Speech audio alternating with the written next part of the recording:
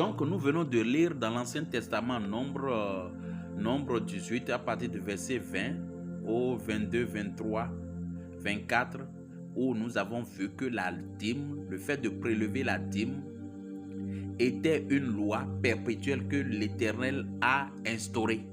Et cette loi-là, ça fait partie des lois sacerdotales. Et nous avons dit que les lois qui concernent le sacerdoce dans le temps changent.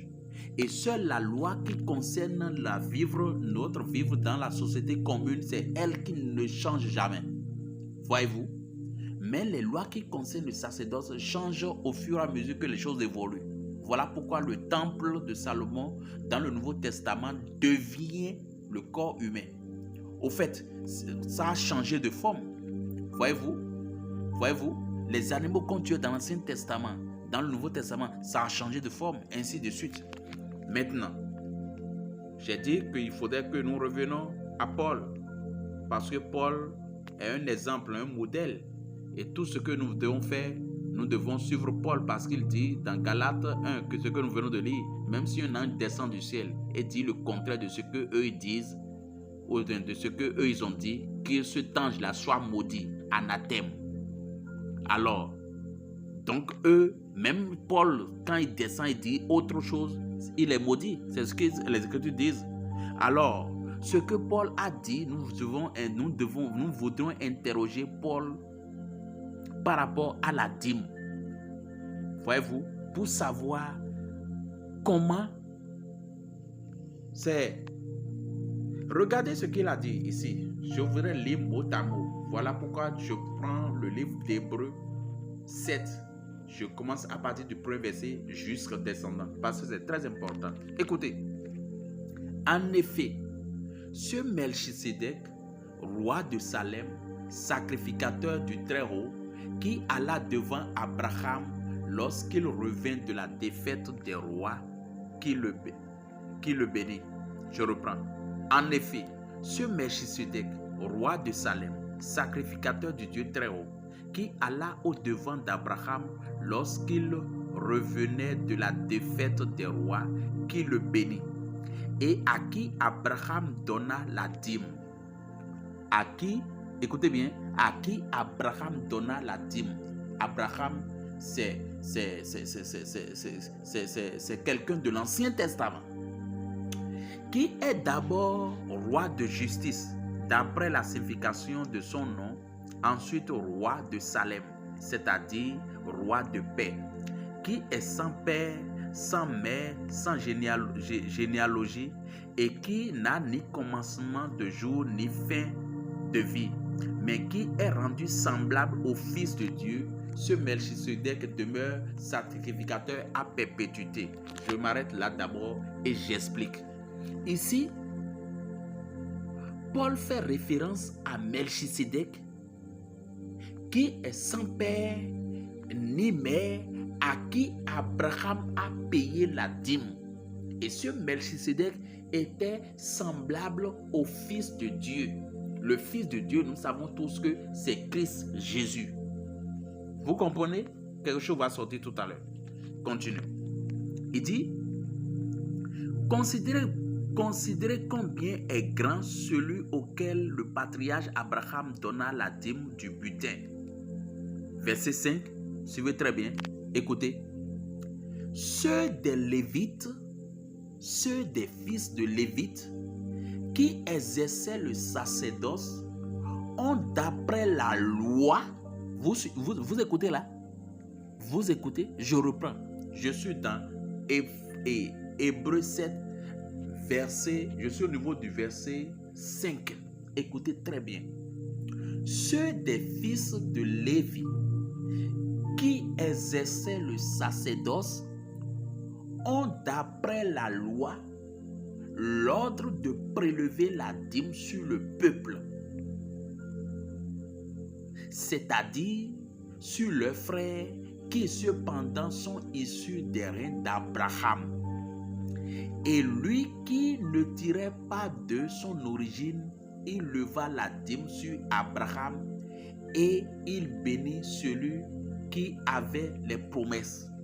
Donc ici, quand vous prenez ce verset-là, les Lévites là, qui étaient consacrés pour le service dans le tabernacle, c'est eux qui prélevaient la dîme.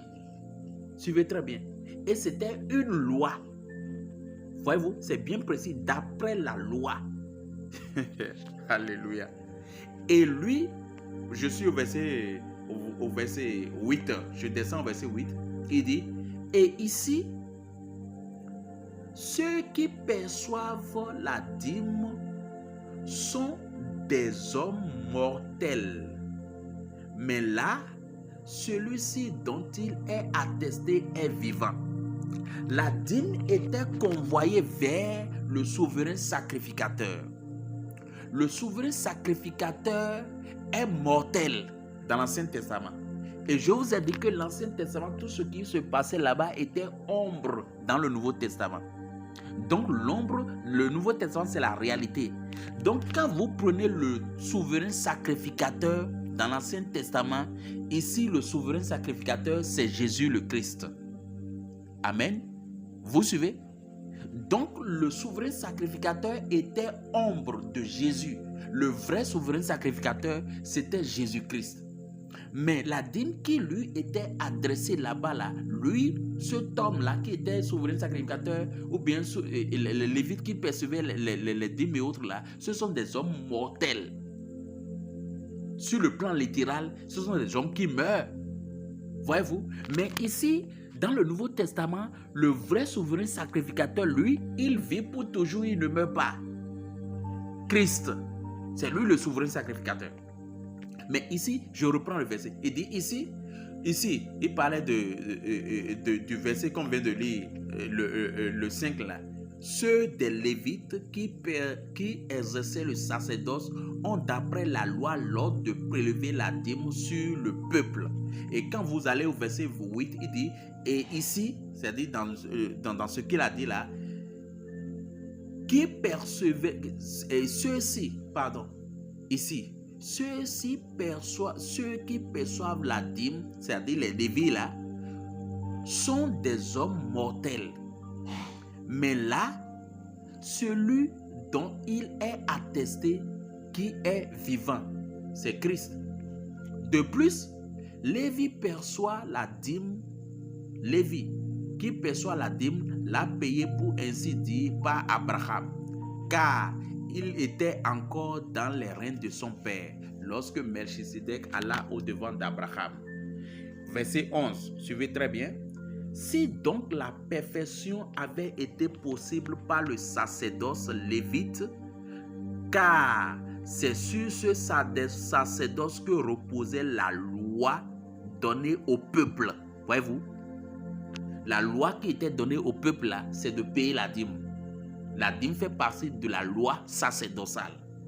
Vous suivez? Si donc la perfection avait été possible par le sacerdoce lévite, car c'est sur ce sacerdoce que repose la loi donnée au peuple, qu'était-il encore besoin qu'il parût un autre sacrificateur selon l'ordre de Melchisedec et non selon l'ordre d'Aaron? Les Écritures disent là que si la loi qui a été donnée là-bas amenait la perfection, pourquoi alors attendons-nous un autre sacrificateur, souverain sacrificateur, selon l'ordre de Melchisedec? Si la loi de donner la dîme et autres là rendait les gens purs, enlevait les péchés, on n'a pas besoin de Jésus. C'est ce que les Écritures disent là. Mais puisqu'on a besoin d'un autre sacrificateur, ça veut dire que cette loi-là ne rendait pas les gens parfaits. Amen. Vous suivez? Je suis dans le verset suivant, le verset 12. Car ce sacerdoce étant changé,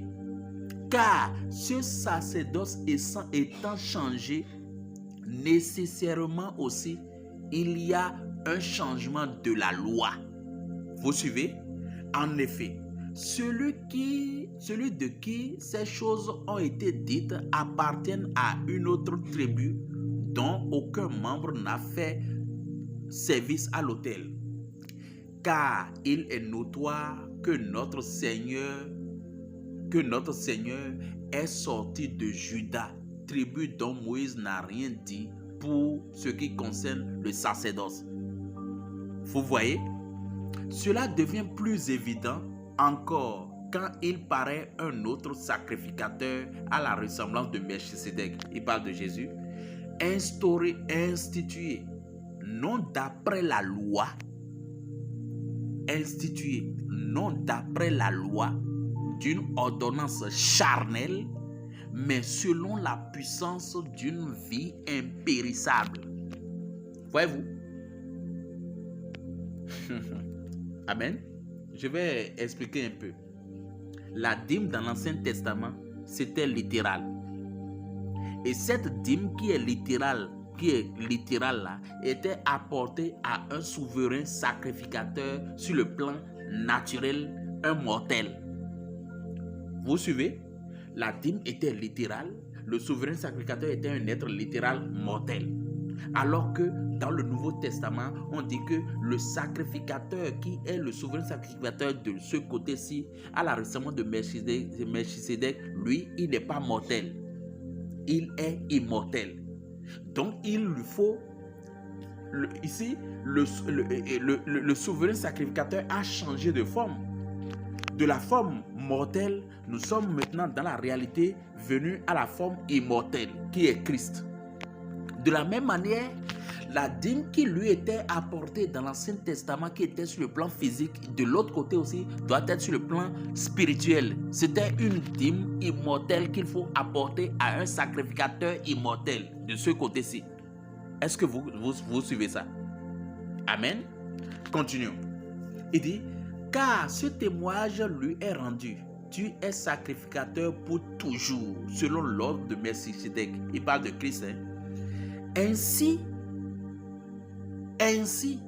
il y a ainsi, je suis dans le verset 18, il y a ainsi abolition d'une ordonnance antérieure. Il y a ainsi, puisque nous avons besoin du nouveau sacrificateur qui est Christ, d'accord? Un sacrificateur plus excellent que l'Ancien Testament. La réalité même, un sacrificateur réel même, dans son sens vrai. Puisque nous sommes arrivés à ce niveau, il y a donc abolition d'une ordonnance antérieure. On parle de l'ordonnance antérieure là, c'est l'ancienne alliance qui englobait ces lois sacerdotales.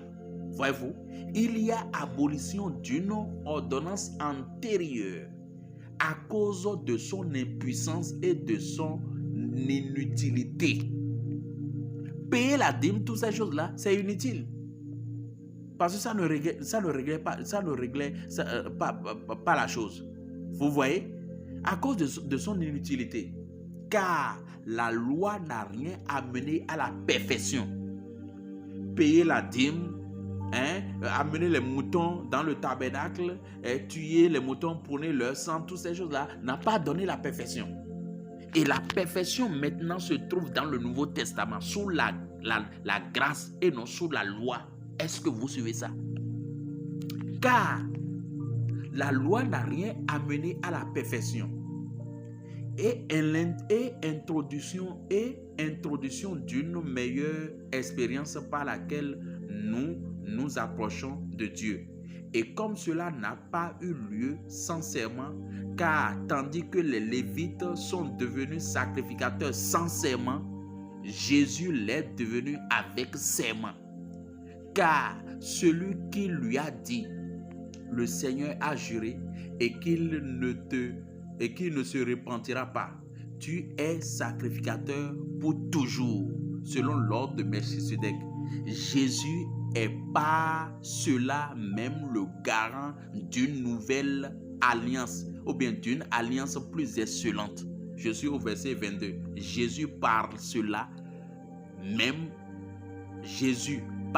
même est le garant d'une alliance plus excellente. Vous suivez? De plus, il y eut des sacrificateurs en grand nombre parce que la mort les empêchait d'être permanents. Mais lui, parce qu'il demeure éternellement, possède un sacerdoce qui n'est pas transmissible. C'est-à-dire, dans l'Ancien Testament, le souverain sacrificateur meurt. Donc, il persévère la dîme, il meurt. d'autres viennent remplacer, il meurt, d'autres viennent remplacer et il meurt. Mais ici, le sacrificateur, lui, il est toujours là, éternellement. Donc les dîmes sont répétées de l'autre côté, mais ici, une fois c'est donné, c'est terminé. Je ne sais pas si vous comprenez. La dîme dans sa phase ici réelle est payée une seule fois pour un sacrificateur qui vit éternellement. Et comment ça va se payer? Nous allons voir ça à la fin, mais pas sur le plan littéral. On ne paye pas la dîme ici, parce que jusqu'à là, il n'est pas dit qu'on paye la dîme. Mais nous allons plus loin comprendre comment la dîme est payée de ce côté-ci. C'est de manière spirituelle. Ce n'est pas ce que vous payez dans les églises là. Allons-y. C'est aussi pour cela qu'il peut sauver parfaitement ceux qui s'approchent de Dieu par lui, étant toujours vivant pour intercéder en leur faveur. Il nous convenait en effet d'avoir un souverain sacrificateur comme lui, saint, innocent, sans tache, séparé des pécheurs et plus élevé que les cieux, qui n'a pas besoin, comme les souverains sacrificateurs, d'offrir chaque jour des sacrifices, d'abord pour ses propres péchés, ensuite pour ceux du peuple, car ceci, il l'a fait une fois pour toutes en s'offrant lui-même. Le sacrifice, il l'a fait une fois. Voyez-vous? En effet, la loi établit souverain sacrificateur des hommes sujets à la faiblesse, mais la parole du serment a été faite d'après la loi établie le Fils qui est parfait pour l'éternité. Vous suivez? Amen. Vous comprenez? Donc, ici nous avons un nouveau sacrificateur pour toujours. Donc, je suis dans Hébreux 8. Je vais encore dans Hébreux 8, verset 13. En disant, une nouvelle alliance a été déclarée, la première ancienne, une nouvelle alliance a été c'est-à-dire, je comprends, je recommence. Hébreux 8, verset 13. En disant, une alliance nouvelle, il a déclaré la première ancienne. En disant une alliance nouvelle, il a déclaré la première ancienne. Il y a l'ancienne alliance et la nouvelle alliance. En déclarant la nouvelle alliance, il montre par là, il déclare alors la première qui est l'Ancien Testament ancienne. Or, ce qui est ancien, c'est ce qui a vieilli, est prêt de disparaître. Donc tout ce qui concerne la loi sacerdoce a disparu. C'est déjà accompli. Voilà pourquoi Jésus à la croix dit tout est accompli. Et dorénavant, les gens devraient tourner les regards vers le spirituel que sur les choses littérales. Amen, amen. Donc, sous la grâce, la dîme, vous la voyez sur le plan littéral, sur le plan physique et spirituel. Le temple, sur le plan spirituel. Tout ce qui se passait sur le plan spirituel. Le souverain sacrificateur, c'est sur le plan spirituel. C'est comme ça. Parce qu'il y a changement. Vous comprenez? Il y a changement. Et je voudrais même qu'on lise ça. Je voudrais même qu'on lise ça.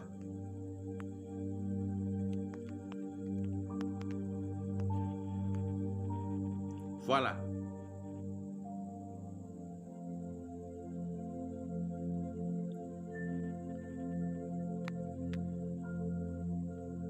Car le sacerdoce étant changé nécessairement, aussi il y a un changement de la loi. C'est clair. Nous sommes passés de la loi à la grâce. Amen. Et maintenant, si vous êtes passé de la loi à la grâce, vous devez oublier les choses de la loi. Concernant le sacerdoce, bien sûr. Parce que nous sommes sous la grâce, ne veut pas dire que les lois qui concernent le vivre en société sera ignorées. Non, vous devez continuer toujours à aimer vos prochains. vous devez continuer toujours par ne pas voler, ne pas mentir, ainsi de suite. Ces lois-là demeurent toujours. Voilà pourquoi quand, ici, sur le plan naturel, vous tombez sous le coup de ces lois-là, la justice vous condamne. Maintenant, la loi qu'on doit ignorer, c'est la loi qui concerne le sacerdoce. C'est l'ensemble des lois qui concernent le sacerdoce. C'est ces lois-là qui seront ignorées sous la grâce. Donc, sous la grâce, nous n'avons plus besoin de tout ce qui concerne la loi sacerdotale. Vous comprenez? Et celui qui maintenant en tient maintenant à ces lois-là, qu'est-ce que les Écritures disent? Qu'est-ce que Paul nous dit? Je voudrais qu'on lise ça encore. Alléluia. Suivez. Qu'est-ce que Paul dit? Qu'est-ce que Paul dit?